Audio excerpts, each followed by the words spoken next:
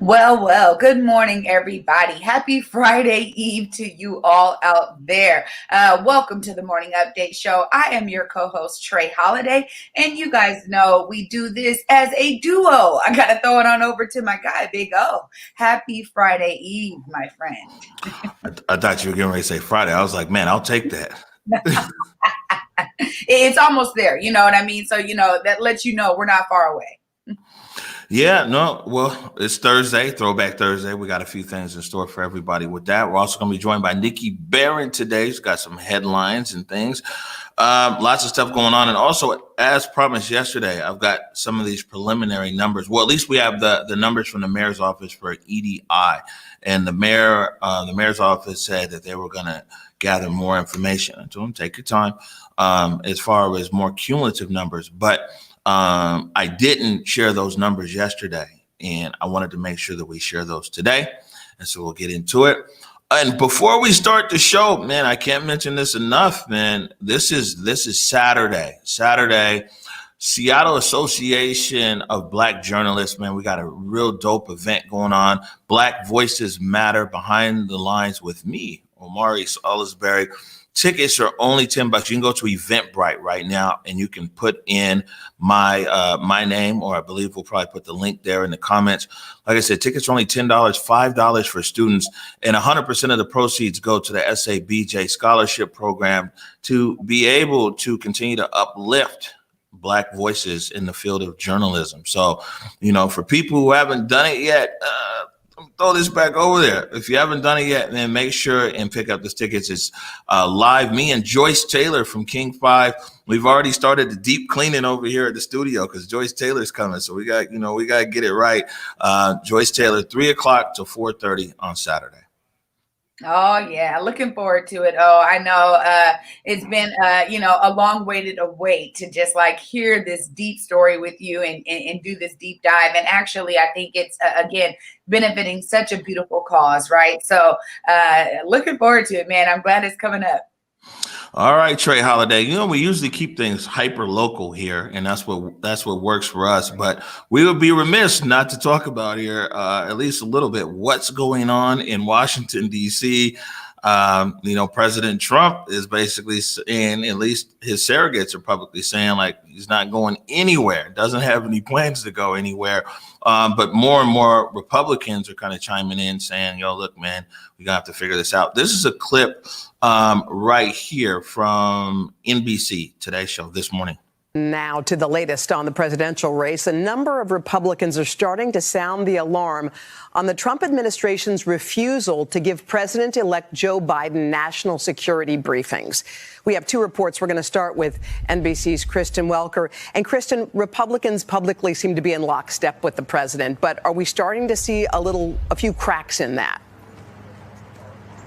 We are, Hoda. We're starting to see a growing number of Republicans, cracks, if you will, break with President Trump and making it clear they believe the results of this election are final. The latest, Karl Rove writing in a Wall Street Journal op-ed about the president's threats of legal action and claims of fraud. Quote, the president's efforts are unlikely to move a single state from Mr. Biden's column, and certainly they're not enough to change the final outcome. Now, the other flashpoint, the fact that the Trump administration is withholding key transition funds from President-elect Biden and also intelligence briefings. Overnight, the Republican senator from Oklahoma, James Lankford, saying he will intervene if necessary. Take a listen.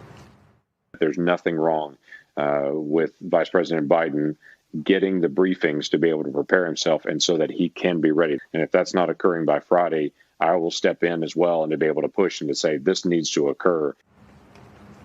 And we've also learned that even though President-elect Biden has spoken to 8 foreign leaders, including 3 overnight, the State Department is withholding some messages from foreign officials from the president-elect. So that is getting a lot of attention. But Biden is moving forward with his transition. In fact, late yesterday, naming his chief of staff, tapping a longtime aide and ally, Ron Klain, someone who actually served as his chief of staff when he was in the Obama administration. Hoda. And Kristen, do you have any reporting on what the Trump administration's next move may be or what their best path is forward? Well, Hoda, I can tell you about some of the conversations going on behind the scenes. We know that some of the president's own advisors believe that this situation is not tenable and it's not sustainable. So they are urging him to find an off-ramp. What is that going to look like? Well, they believe it is unlikely that he will ever concede, but you may see the president come out at some point and say, look, while we can't trust these final results, we're also not going to try to contest them. So I think you're going to see pressure mounting on him to make that statement sooner rather than later, because you have a lot of Republicans inside and outside of the White House who worry that the president is hurting his own legacy and also hurting the Republican Party at a critical moment. Remember, there are those 2 runoff races in Georgia. All right. So, the best thing about President Trump has been he always tells you what he's going to do. I mean, he said before the election, like, basically, this is what he was going to do. So if he didn't win, if he didn't win in the polls, or if he didn't win in the election outright, then he was going to be like, I'm going to contest this. And basically, you're going to have to drag me out the White House. So like me, I have people like, man, aren't you irate? This and that. I'm like, man, I'm just not surprised. He's doing exactly what he said he was going to do. Right. Absolutely. And not only him, but so many political analysts for the last years have been saying this. I mean, I watched some of them quite a lot. And honestly, this has been a narrative, a growing narrative in that ethosphere that, people are like, hey, even if he loses, he's not going anywhere. That's, really showing who he is. We're going to see that come out in him. And they were absolutely right. So again, I'm with you on that one. I'm not surprised at all. So we'll continue to follow that. But the best thing is that tonight, 7:00, we've got Julia, Jesse, and Mike Davis, and they're going to follow this up and bring their insights around this this unfolding story there in Washington, D.C. And I mean, it's real life drama as we see it rolling out before our eyes. Wanted to move along here. Tony Black, King 5, saw a story there where he talked about the marijuana, the task force, the Washington State Task Force that's been put together. That's supposed to bring some equity around these licenses that about 35 licenses are supposed to come up. He reported on this, and we're going to play this and have a short discussion on the other side. Yeah, good evening to you. Since marijuana became legal in this state, many of those who have profited off of it have been white. Meanwhile, the black community's relationship with marijuana dates back to the war on drugs, and it has not been good. Today, there are still many black men and women in prison for marijuana crimes, many of which were arrested on the same corners where some of these pot shops are opening their doors here today. So this new task force, co-chaired by 2 black women, says it will be unapologetic in its effort to include the black community. The state of Washington is moving along in that progressive place that we have to be radical and make some deep changes. State Representative Melanie Morgan of Parkland was just elected co-chair of the Social Equity Task Force, part of the state's efforts to have more diversity in the marijuana industry. We as black African Americans want to ensure that we are being made whole in this industry, as we in the past have been penalized for this very thing. Co-chaired by Paula Sardinas of the African American Commission, the task force features community members and state lawmakers. Together, they'll create criteria for 35 marijuana licenses currently unclaimed. We issue those 35 licenses to the black African American community. And then going forward, what kind of social equity do we apply to the state of Washington for all communities of color in this industry? Of the more than 500 licenses for marijuana processing or retailing handed out by the Liquor and Cannabis Board since 2012, only a few are of majority black owners statewide, including just 1 in Seattle. Morgan says this task force is the first of several steps to change that. I know that the state of Washington is ready to move forward, as we have shown just in the last 2 years, that we are passing meaningful legislation that actually means a change, not a change that we were told was going to happen that was unmandated. Now, expanding some more on Morgan's comments there at the end, she says that this shift in the national conversation over Black lives and also seeing more Black and brown people not only run for office, but win positions within the office has her hopeful that the systemic racism that is filtered through the state will be able to be changed. For now, here in Seattle, I'm Tony Black, King 5 News. All right. So, as we say in the neighborhood, we shall see. Yeah. You know, when You're absolutely right. I only say that because the very first meeting of the task force, we checked in with people from our community who've been following up on this issue now for years. They were less than impressed. Now, not to say that things can't like move forward and everything else. And actually, Bobby Stills is going to talk to Aaron Bossett and some community members who have been working around this issue of cannabis equity for years now and see what their feedback is on the task force. Because, the thing is one issue is like overregulation. So here's the thing it's like, so, okay, here's your license on one hand, and then they send another arm of the same agency to overregulate you and put you out of business.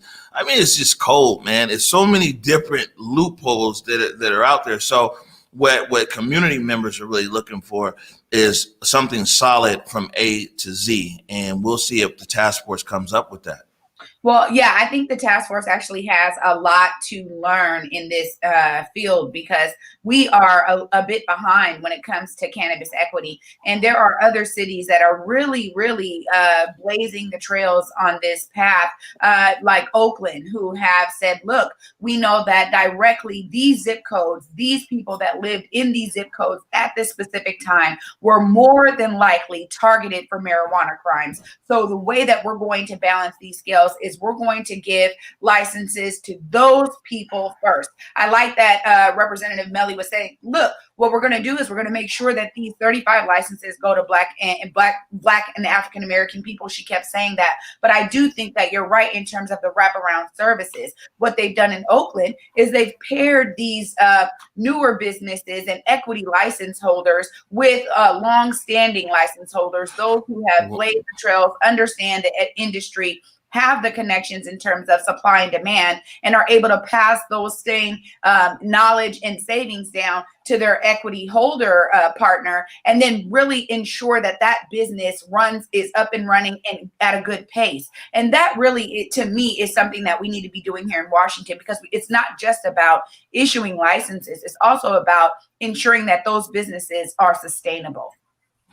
Right. And this is where this conversation, Sean Kemp Cannabis comes in. The owners over there, Main Street Marijuana and Sean Kemp Cannabis, in their press release they put out, they said that they want to be one of those equity incubators to be able to take one of these new license holders and they can incubate in their business and learn the business and everything else. So it'd be interesting. We got to still follow up with them. They did get back to us, by the way, KD over there, Sean Kemp Cannabis.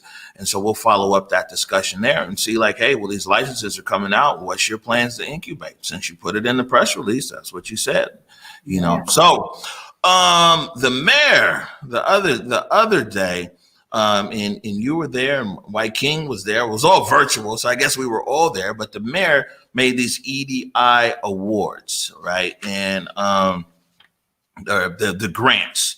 And so the mayor made a grant, and I asked a question. And I've deleted the question now. But I asked a question about how much money has been put into the Black community through this program from as long as the mayor has been mayor. And we didn't have this graphic. We didn't have this up the other day. So I wanted to make sure and follow up as usual here. And we'll just go over a few of the numbers here. This is, so basically the mayor's office is saying that they've distributed $105,174,561. And some of the beneficiaries, it's like 4 pages here, but some of the beneficiaries since 2017 to present, African Women's Business Alliance, 1,075,000.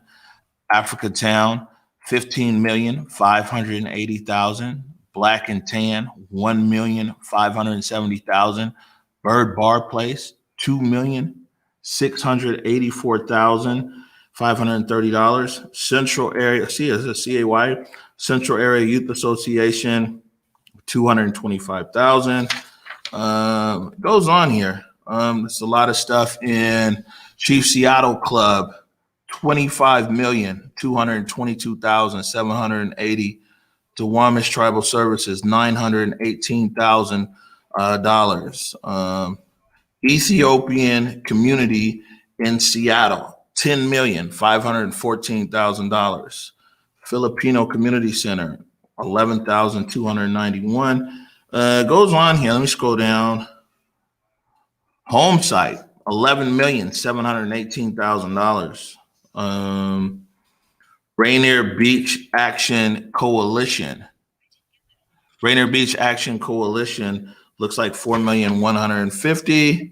Got a few more I want to point out here. I guess is West African Community Council, $1,601,000. Urban Black, $150,000. So that's what's come across from the EDI, this EDI program over the last 3 years. The mayor is saying that it totals $174,561. And the mayor's office said that they're going to be getting back to me relatively soon with more comprehensive figures as well. So we promised the community we'd follow up. We followed up. That's the initial numbers from the mayor's office for EDI for the last 3 years. Any thoughts on that, Trey Holiday? Yeah, I think it's really important to note that a lot of the major numbers that we see there are really wrapped around development projects. As we know, in Seattle, land is not cheap. Development does not come cheap. And when you're looking at, projects like what Chief Seattle Club is doing down there in Pioneer Square, what Africatown Community Land Trust is doing in the Central District, those projects require millions of dollars. So I think that that's what jumps out to me, is that it's great to see that there's this kind of, hey, blending of, we're trying to help out a lot of the ways. And also, too, that she was able to get back to you with some concrete numbers. I think that that's what people are most concerned with, right? Is, how are you keeping record, Mayor? As you say you want to do these things, how are you ensuring, and how is your office ensuring that you're doing those things? And so being able to have a glimpse into how they're doing that and ensuring that, look, we're trying to make the investments where, the community is saying that investments need to be made. Clearly, there's probably so many more investments. We know this that need to be made, but it's great to see those concrete numbers. Right. And I will say the mayor's office actually got back to me that same night, Tuesday evening, with these figures. This is just the first time that we're able to put them in the show. Trey Holiday, I'll be honest with you. COVID, my friend. COVID is man, it's a big issue here in King County, in the state of Washington, all across the country.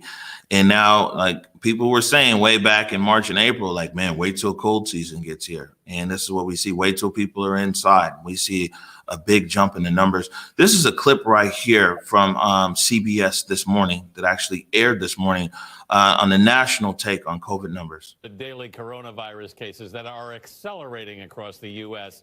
and reaching even more alarming levels. Authorities reported more than 144,000 new cases yesterday, another single-day record.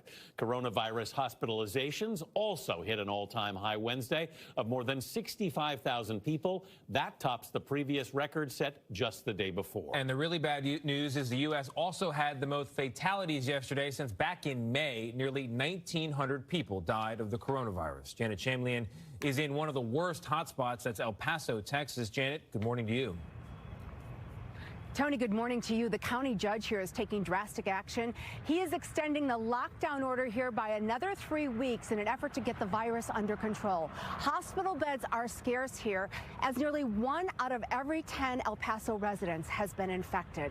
I spoke to a woman for whom COVID has taken a devastating toll. I lost my husband. I lost my brother. I've lost 4 of my friends. I turn on the news and I see the numbers. You know, every time we see the numbers, it's like a shot in the gut. Several governors are taking more drastic measures also to stop the spread. New York's Governor Andrew Cuomo announcing new lockdowns as positivity rates are increasing there and in neighboring Newark, New Jersey. And it now looks like California is going to be the next state to hit that undesirable benchmark of 1 million cases, as we did here in Texas earlier in the week. Gail? Oh boy, Janet, the numbers tell the story there too. Thank you very much. Yeah, I mean, this show right here, the Morning Update show, started in March of this year as a way to be able to get COVID information out to our community. And back in March, I mean, this thing is gone so many different ways. You remember back in March, it was like, yo, wash your hands and sing the happy birthday song, you know, wash your hands for 20 seconds and this and that. The more people find out about this, the scenario around it has changed. But one thing for sure is what people were saying early on is like, man, if we don't get this under control before we go into cold and flu season, then we're going to see a big spread. And it's kind of what's happening here nationally. And it's like, it's wild because it's impacting so many different things in our social lives, our economy, education, some everything else. Yeah, absolutely. I mean, there is a direct personal impact for me when I think about the difference between kind of that first wave of COVID hitting and it being like, oh man, I saw on the news that one of my cousin's father, one of the stories out of the Boeing plant in Everett, and he caught COVID. And I remember being like, oh man, you know, that's Monique's dad. And I remember thinking, oh, I hope they're all right. And that was kind of like that, you know, 6 degrees of separation. And now this time around, my cousin has it. One of my coworkers has had it. You know, I mean, I'm dealing with it in this front that's like, it's so much closer to me now. So I understand it and in a way that when you're talking about the seriousness of this pandemic and of what COVID can do to your family, it is serious. And I think too that what a lot of people are, you know, maybe forgetting a little bit, but they talked about this a lot during the first wave, is that, especially in the Black community, it's not necessarily that folks are just dying from COVID itself. It is the aftermath that COVID brings into your body, the way that it attacks your organs, the way that it attacks your cells. That's really what people are dealing with is the aftermath of how it runs through their bodies. So yeah, again, this is very serious for us all. And I think it was important to note. I love how Nikki said it earlier in the week that, you know, when you are in these small enclosed spaces with friends and family, still wear your mask. You know, if you're going over to visit someone, you know, keep your mask on unless you're eating, and only when you're eating, take it off. I think those kind of measures are going to be really important for this wave, though. Right. And Tanya D. Aguilar hitting the Navajo Nation hard. And I agree. And, you know, we did a lot of, so I guess you'd say before protests came up, I mean, a lot of the stories we covered the different Native American nations across the country that are being hit. And the Navajo is definitely one. It's a lot. I mean, this disease, this COVID, the way that it impacts certain people and lifestyles and in America, socioeconomic factors of where you're at and some everything else. But now it's spreading, you know, it's spreading into all kinds of other places where people thought that they would never get it because, you know, they're not the essential worker or they're not in the big city and some everything else. I got Nikki. Nikki's back here. Let's bring in Nikki Barron. Hi, Nikki. Hello. Good morning. All right. So you got a local story here about COVID-19. Yes, I do. And that story is that there is actually a group of parents in Bellevue that are organizing to reopen schools, which for me personally is quite infuriating after everything you guys were just saying. So I understand the desire, definitely understand the desire to try to get our kids back in school. But I feel like maybe these parents might be a little out of touch with how hard this pandemic is hitting people like essential workers and people like the Navajo Nation. You know, it's a higher socioeconomic area of Washington, even in near Seattle. And I feel like maybe that privilege and that lack of exposure maybe is keeping these parents from being informed on the issue. I don't know. This one really upset me. I was texting Amari at like 11 at night, like, rage texting about this, because you're reading all these numbers about people who are passing away from COVID. And even in Washington, we're not going to know how many people passed away because we have a 22-day delay on data about COVID in Washington state. So we're not even going to really know how many people are being affected in this wave, and people are pushing to open schools. It's just really hard for me. I think that, and I didn't get an opportunity to read that whole article. I read all your rant text though, but I didn't get a chance to read the whole article. But, I think as well as like a lot of, and we don't want to make a full assumption because there are all types of people that live in Bellevue, but, based upon a lot of numbers, it is an affluent area, great access to healthcare. A lot of times a lot of people over there are able to work remotely, and in doing so, their overall interaction with people, is lower. But in schools, so a lot of times in schools, and we even find here in Seattle public schools, the people who actually work in the schools can't afford to live in the city and don't have access to a lot of those same things. So, you might think about, okay, well, man, school's back in session, and, some of the people there, the students might have access to great healthcare, but does the janitor, do the facilities people, to other people there who then might now bring COVID back to their neighborhood, which very well might be marginalized and spread from there. So, I mean, it's all kinds of different ways to look at this. Your thoughts, Triana? Yeah, all I was going to say was I believe that, Nikki, you're right a little bit here in terms of, and you too, in terms of that affluence, maybe blocking a bit of, their understanding of the seriousness of this. And also not just putting their children in that kind of bubble that we now know is a real huge health risk. But you are talking so much about what I was thinking, the workers, the ones who have to go there for their jobs, the janitor, the lunch lady, the nurse, the counselor, which a lot of these counselors in a lot of these schools are part-time, even over there in the Bellevue School District. So thinking about those workers who, this is only a part of their living wage, right? They do other things to make money. And that to me is unfortunate that any parent right now, when they see these numbers, are saying, you know what, despite the numbers, I think we can still do it safely. There's no real protocol for that. And I think until we have full-on protocol, schools should not even be considering opening when these numbers are spiking like this. It's quite ridiculous to me as well, Nikki. Yeah, in my opinion, it feels like people are putting school outcomes over the health of the community. I mean, me, I'm very data driven. I'm a very big numbers person. And so I looked up the population of Bellevue. The average or the median income in Bellevue is $150,000 a year. We talk about, someone left that comment about the Navajo Nation. Well, Native people are the people most likely to be living in poverty in Bellevue.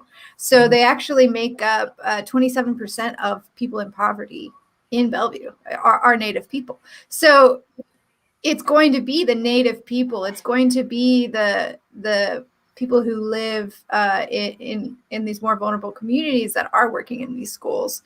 And it is these parents making $150,000 a year thinking more about how is my kid going to get into college if they're behind in school, rather than how might my asymptomatic child might affect an entire community of people.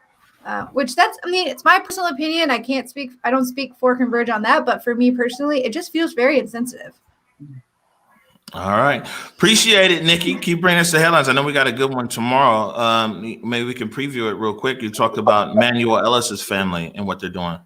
Yeah, so we're going to dig a little bit more into the initiative, but they're looking to put an anti-chokehold initiative on the ballot. So Omari and I are putting together a great segment on that. So we can tell you guys more about that one tomorrow. Oh no, hold on. And you do have one more today. This is this dash cam. Somebody's suing the Auburn Police Department, right? Yes. So someone is suing the Auburn Police Department because during their arrest, they used excessive force, breaking bones in his face. And so I've got the dash cam footage, so it's a little bit violent. So I just wanted to give you guys a warning here, but we're going to play just a little bit of what happened.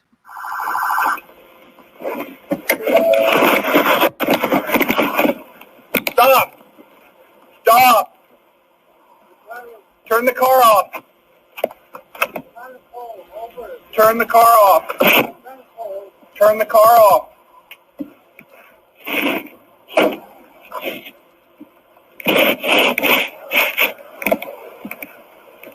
Everything audio and video recorded. Okay? Sir. Everything audio and video recorded. Sir. Sir, I need your license, please. Sir.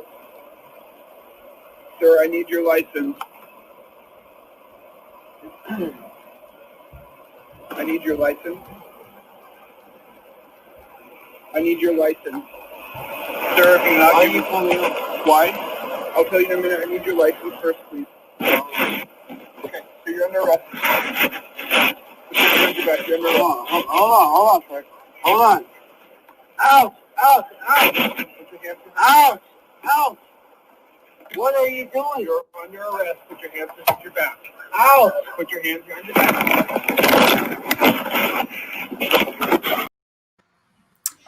Sorry, that's a little hard to watch, but just to give you a little bit of what you saw there, the man who I'm really bad at pronouncing names, and he has a very complex name, and I don't want to butcher it, but the 47-year-old man was pulled over for suspected drinking and driving, and the police officer, as you can see in the video, pulls him out of the car, throws him on the ground. That's when the injury happens, when the man does not present his ID.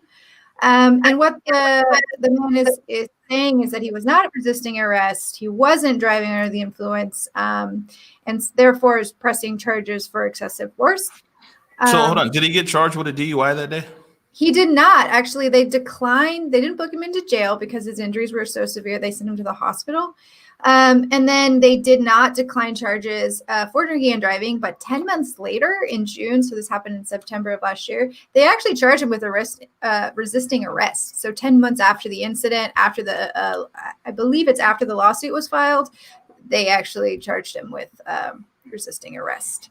Wow. And people can read more about that at the Seattle Times? Yes, they can. Yeah. So it's worth looking more into because this isn't Auburn's first case like this. Yeah, Auburn. You know, we had Liz Brazil and Ashley Haruko from KUOW on here last week, and they were talking about the culture there at the Auburn Police Department. And so it's a lot of news coming out of Auburn. Yeah, and I'll put the link to that interview in the comments here so you guys can check out the great research and reporting that they've done on this. All right. Good stuff, Nikki. Appreciate you. Yeah, thanks. Thanks. All right, Trey. So, you know, it's Thursday. And actually, after we go to break, we've got another segment here for our Throwback Thursday. But I just thought, I'd take everybody back down memory lane here. This is 9 years ago. Let me preface this correctly. This is 9 years ago in Dar es Salaam, Tanzania.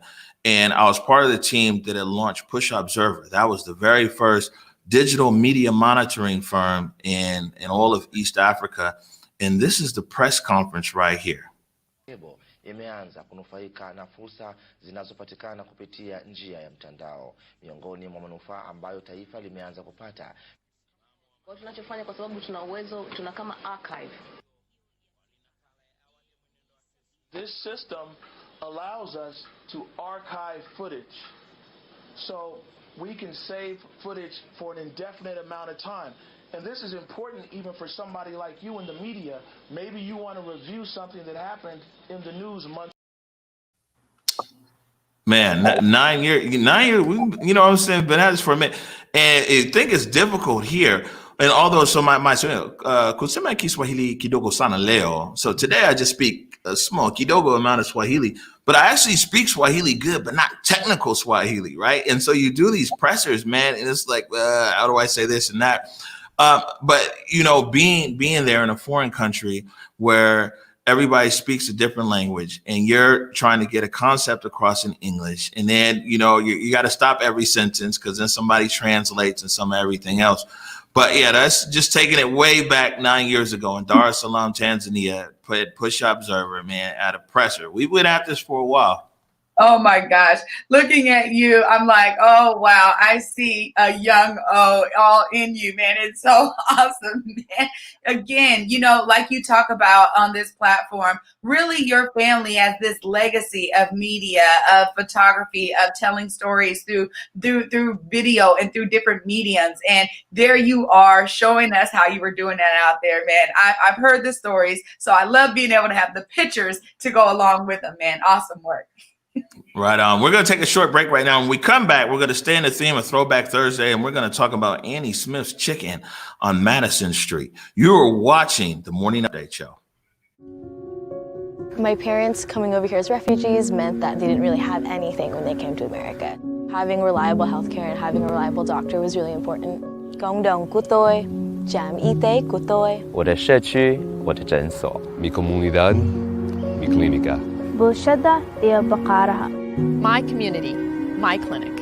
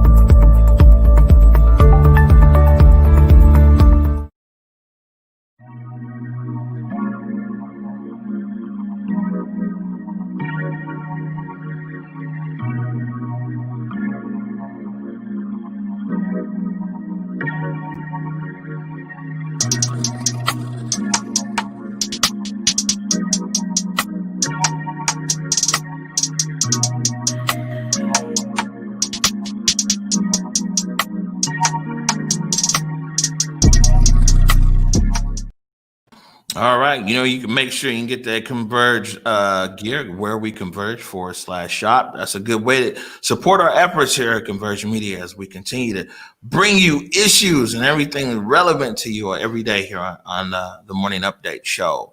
Yeah, let me get because I love when I see people out in the town with their Converge gear on, man. It's dope, man. People are buying it up. I mean, I've been seeing people. I'm like, oh, and they see me and they're like, yeah, I got Converge on. I'm like, that's what's up. So I love it. Yeah, definitely appreciate the support. So it's Thursday. I thought I would switch it up a little bit. We've been talking about budgets and this and that and politics and some everything else. And we go back down memory lane here. This is something I saw on the Seattle channel. That's my new go-to network now. Like I said, it used to be like ESPN and all this other stuff, like a Seattle channel. I'm locked in. You'll find me there. But this is a profile that they did 3 years ago. This is 2017, and talked about some of the history there in the Central District. And I know so many of our viewers that tune in, and they tune in to learn. Like, people are like, yo, let me watch Converge so we can learn about some stuff. So here's a segment right here from the Seattle channel. It aired 3 years ago about a business that was on Madison Street way back when.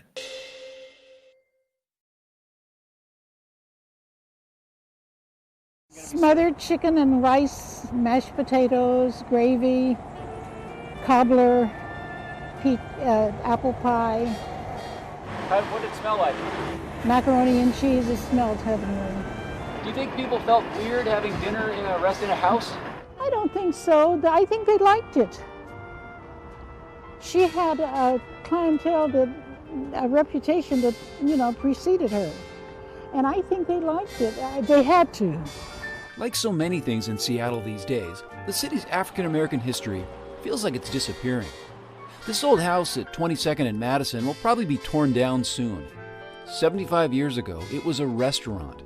Steen Slade worked there when she was a teenager. They had tables there, and people wanted the window tables. They could sit there and look out.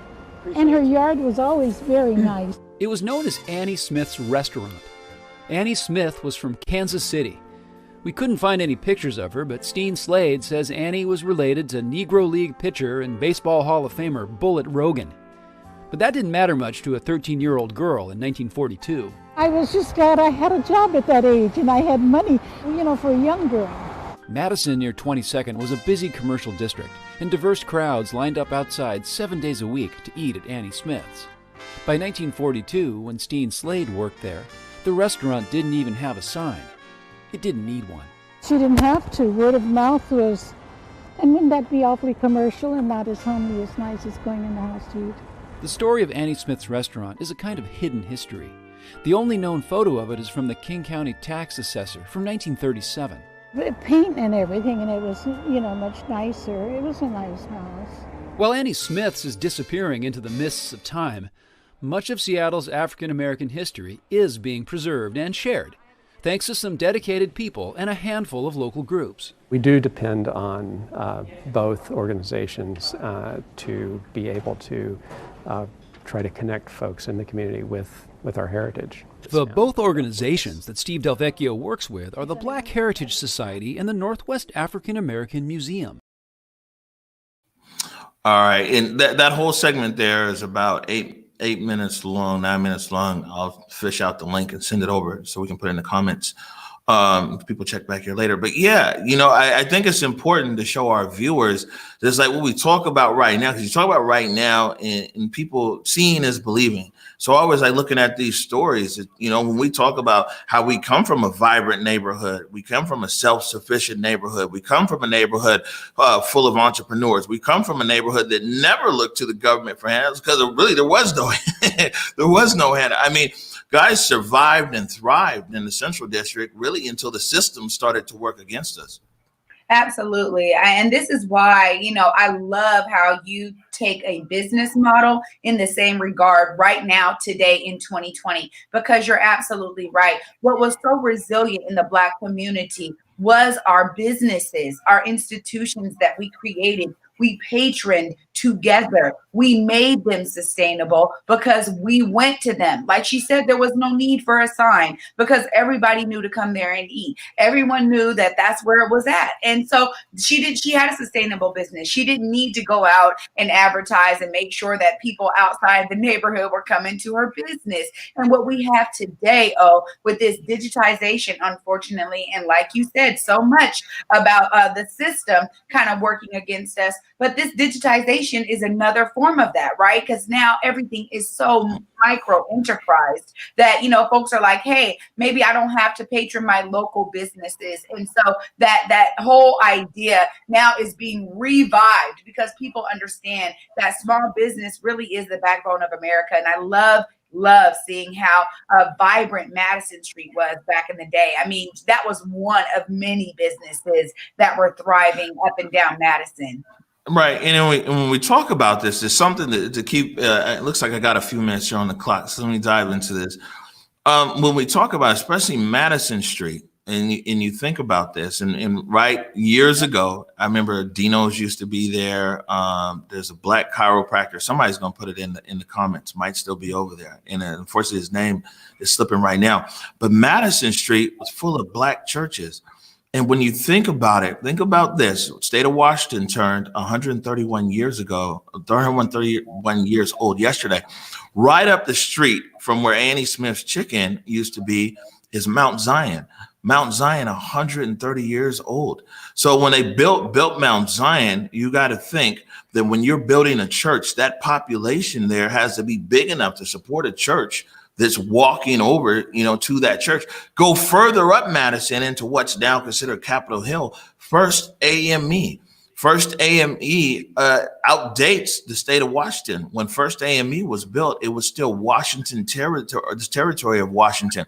Capitol Hill, which tells you that a good part of Capitol Hill, at least the eastern part of what's now considered Capitol Hill, that was all Black people that lived there. That's why they built a church there. First AME. You're not going to build a church away from your parishioners. So Madison Street, at least from Capitol Hill all the way down to Madison Valley, that was a big Black population. And that area right there was initially where William Gross bought those 12 acres of land from Henry Yesler, almost 140 years ago. So Black history is right there just on Madison Street alone.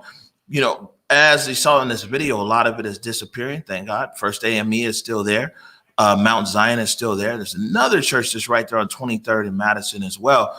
But, when we tell people here today, when we talk about preservation and this and that, I think it's just important that people see and hear these stories about what it is that we're trying to preserve. Because a lot of times people think, well, Black people just moved here, World War II and this and that and everything else. Black people actually predate Washington as a state. We go back to when Washington was a territory. Yeah, absolutely. And I love this history of Madison and us even diving a little deep here. This is exactly why the Juneteenth March started in front of D. Charlene's shop. D. Charlene is a pioneer in the Central District Black community specifically, with starting the Chamber of Commerce in the Central District and bringing this idea of, the collection of businesses and how important it was for Black enterprise to be such the heart of the CD at the time. And so I love that, really folks are learning about this history. It's something that, a lot of us in the Black community do know, but some didn't. And so some of them are learning. And now all of these people who are calling Seattle their home are beginning to understand some of the deep roots that so much culture has been embedded all up along those Seattle streets. I love being able to spotlight that anytime we can. Right. And it's important that we talk about these things because, like you said, the population of the demographics of Seattle is changing, and you got a lot of people who are new here. And if you're new here, you might really buy into that narrative like, oh, man, it's a small Black population, which it is today. It's much smaller. The Black people wasn't really, prevalent or relevant here and anything else. And so then when you hear people right now being like, hey, well, we're asking for this or we're asking for that, I can see how for a lot of people it doesn't make sense because they don't know the history and the story of Black people in Seattle. They just know this, this short narrative of that, yeah, Black people came here after the war and X, Y, and Z. And so you hear a lot of people, because I have lots of conversations, they're like, well, man, you guys weren't here that long. Why is it X, Y? Which shouldn't matter. But that's the thing is, and so it's important that our history is just our history, whether it's good, bad, or indifferent. But we have to be able to accept our history for what it is and move from there. And it's important that we continue to tell people the history of Black people in Seattle and the state of Washington. Absolutely. And also, too, that it isn't just a blip in Seattle's history. Again, when we talk about that 140 years and how families were migrating up to Seattle in the droves because they saw the opportunities. They said, look, you guys, let's come. There's another plot of land right next door to me. The way that community was built was so organic back then. And again, with William Gross understanding this is going to be profitable for him, but he also knew that he had to work with folks in the community because they were just coming up. They were just getting going. So the beautiful thing about so many of those original deeds with William Gross land was that it was this barter system that people were working together to build this community. And I think it is important every time that we can. It is important for us to share that history because a lot of it was never taught in any public school system or in some private school system. So yeah, we have to uplift it wherever we can. Yeah, and it looks like I've got 2 minutes. So let me just see if I can pull something here into the stream. If it doesn't work, don't hold it against me. And we'll talk about this more tomorrow. I'm gonna post this up on our site. But this is let's talk about this here real quick. Let me come back into this. So by the way, next week we're back in the studio. So I've got director Alia who's gonna, I just get to talk right now, man. I got like 4 jobs. But let's put this up right here. And I just want to read this to everybody. This was Seattle living. This is Isham Norris. And we got an amazing story, right? And this is for people who think that, Black people just came in the 50s, 60s, whatever. So Isham Norris came out here. He was living on Seattle's Capitol Hill, presented his challenges in 1909, 6 years after the purchase of their house. So that means him and his family bought their house on Capitol Hill in 1903. The Claytons, or it's actually the Claytons, fought a hard fight to keep their home by mounting a successful legal defense against a white real estate agent. So in 1909, white real estate agents took these guys to court, and they said they filed a lawsuit claiming that their presence, these black people's presence on Capitol Hill, had reduced property values in the neighborhood. Racial covenants and malicious campaigns to keep black people from residing and buying homes in affluent white neighborhoods was common. Many of these covenants remained on the books in Seattle and surrounding neighborhoods up to the 1960s. So the Isham Norris here, he also ran, look at this, in 1911, let me highlight this. In 1911, he ran for city council.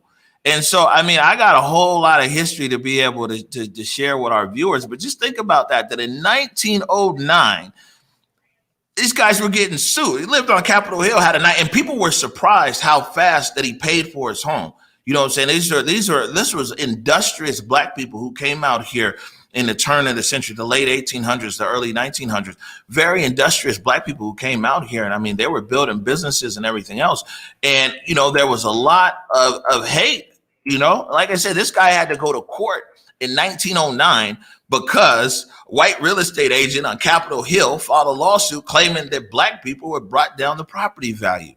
And so this is a fight, ladies and gentlemen, when we talk about this, and whether you agree with a King County Equity now or you agree with different groups or whatever, one thing all of these community groups can agree on, and a lot of people say, this is something that's been going on. This is nothing new. You know what I'm saying? And the best thing is about Isham Norris in 1911, he came, bought his crib. They tried to run him out, took him to court. He won his lawsuit. And in 1911, he ran for city council. You know what I'm saying? So, I mean, this is how people been getting down. They've been fighting a good fight here in Seattle. But people should understand our history goes back here. Yeah, absolutely. And that is the resilience of it. Really, the spirit really of Isham Norris still is alive and well. If you are seeing these people out in the streets, it is because, just like we have talked about so much on this platform, Black people really were pioneers up here. Again, taking the heat when there was so much heat to be taken. They were blazing trails. When we talk about someone like Edwin T. Pratt going to Shoreline, being murdered, you know, because he said, look, my family deserves to live in this nice neighborhood. I can afford it. And again, you know, what our people experienced throughout Seattle's history is a lot of brutality and a lot of resistance. And there was a lot of resilience that lived and thrived in the Black community with regard to blazing those trails and ensuring that their community would thrive. So I love anytime. I'm going to keep saying it because I believe that so much of not just our audience, but just Seattleites in general, they don't know this. If you don't dive deep, if you don't got a mama like Raymond Walden, if you don't dive deep into those history books, you don't know a lot of this stuff growing up. And I think it's even important too, for our young people in our community, the ones who are seeing each other as enemies, to begin to learn from this history and really understand that the roots that have been planted here with generations and generations before them are really about love and about connectivity. And again, I think we can always learn so much from our history when we see the beautiful resilience that lies in our people. Yeah, I got to call out my other mama too. You know what I'm saying? Is Stephanie Johnson Tolliver, SJT, the Black Heritage Society of Washington State, because I mean we get so much information from them. Nikki, if you could find their page on Facebook and put it in the comments, the Black Heritage Society of Washington State. You guys go follow them. Follow them on Facebook if you like to learn from them. And we also, I saw that Nikki put up our blog post there, our Throwback Thursdays. That's in partnership with the Black Heritage Society of Washington State. For all you guys that want to learn and really be empowered. There's so many empowering stories there of Black people in our history here. You know, where Uncle Ike's is at right now on 23rd in Union, it used to be the Sojourner Truth House. The Sojourner Truth Foundation was there, and for 30 years, you know, but because there was no aid for Black people, and so the Sojourner Truth House that was right there where Uncle Ike's is, you know, in the 1900s, especially if you were new to Seattle or something like that, you'd go there. They'd help you, you know, get settled, get aid. If they, you know, if you were hungry, they would feed you. I mean, you know, all of these things came from community. It was when our community was disrupted here and we've lost our economic drivers, that now today the community's sitting out there with its hands out. I mean, you got to think that, man, for decades and decades and decades, our community took care of itself, and it's documented. So anyway, I could talk this kind of stuff forever. I think that we're probably going to put some stuff together for our audience. A few programming notes, though, Trey, as we're up against the hour here, and I actually got a few things. We're stepping it up over here. We've got a few things to play. First, don't forget Shelter Fest is this weekend, and that's the 14th and the 15th. You can view Shelter Fest right here live from 6 to 8 p.m. Let me play this commercial.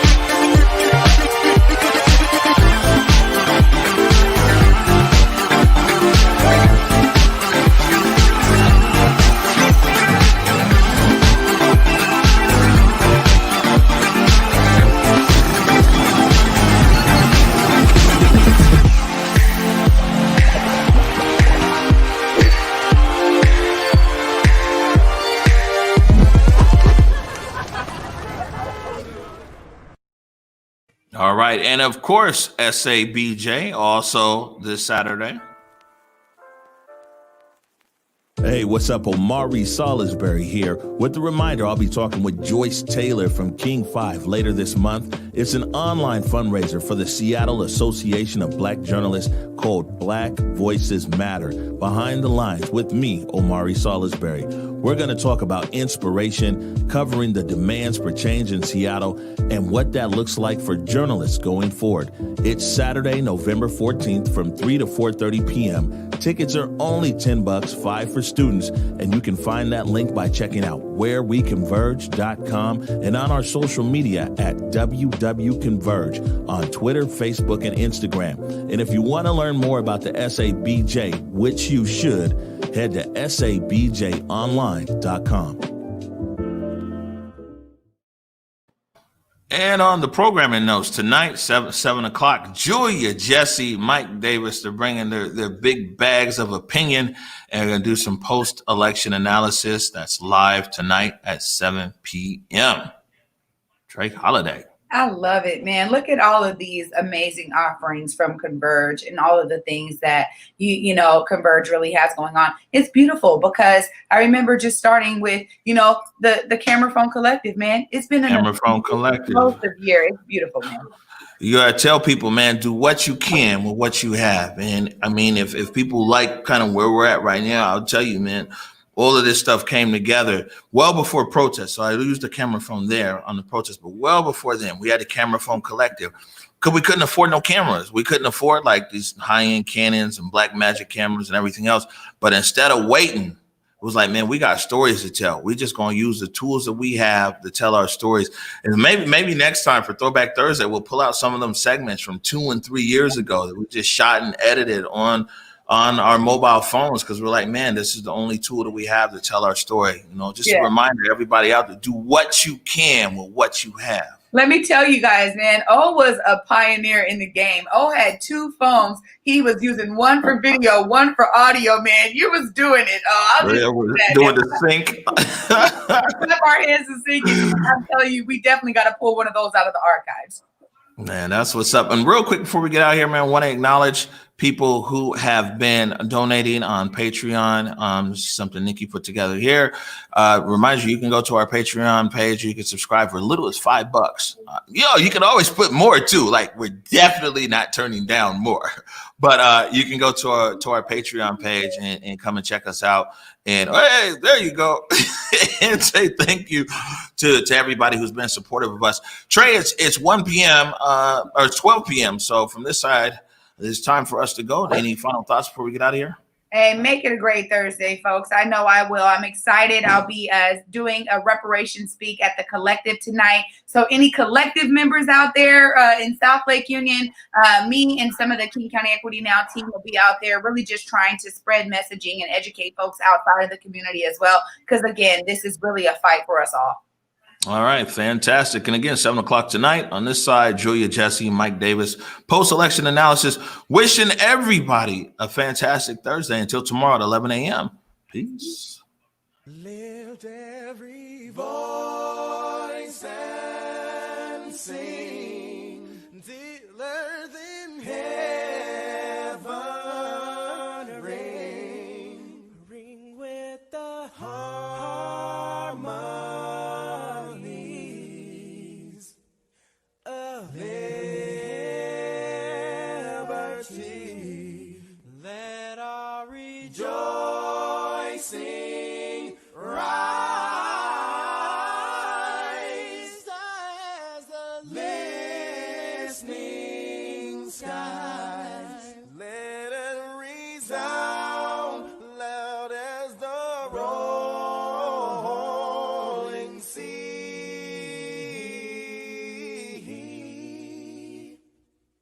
Sing a song full of the faith that the dark past has taught us. Sing a song full of the hope that the present has brought us.